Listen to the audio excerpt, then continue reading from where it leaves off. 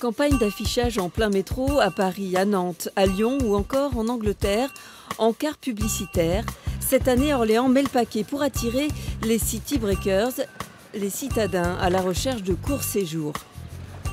À 1 heure de Paris, on a des vrais atouts. Et c'est vrai que la ville, elle a beaucoup d'atouts aussi, que ce soit patrimoniaux, notre fleuve, la Loire, patrimoine mondial de l'UNESCO. On a les jardins, on a un art de vivre qui est reconnu maintenant.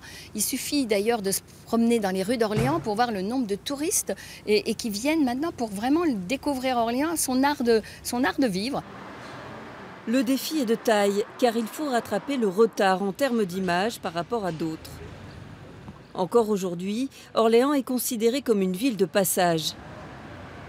Orléans et sa métropole ont d'abord privilégié une certaine logique, c'est-à-dire rénover son territoire, son centre historique, son patrimoine. Et maintenant que tout ça est en ordre de bataille, maintenant il faut le faire savoir. L'enjeu est aussi important pour les hôtels. 67% de leur clientèle provient habituellement du tourisme d'affaires. Avec les city breakers, leur objectif est désormais de remplir les chambres en période creuse. Il faut tout essayer pour que ça fonctionne, tout tenter. Nous avons des stocks de chambres qui sont périssables. Une chambre qui n'est pas vendue, c'est pas vendu et on ne peut pas rattraper la vente. Donc je trouve que c'est une bonne idée d'avoir fait cette campagne d'affichage qui donnera envie peut-être à des Parisiens qui ne partent pas en vacances de se dire tiens, on se fait un petit short break, enfin, c'est des termes anglo-saxons, mais un petit court séjour sur Orléans.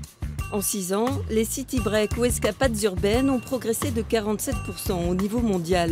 La ville d'Orléans est désormais prête à prendre sa part du gâteau.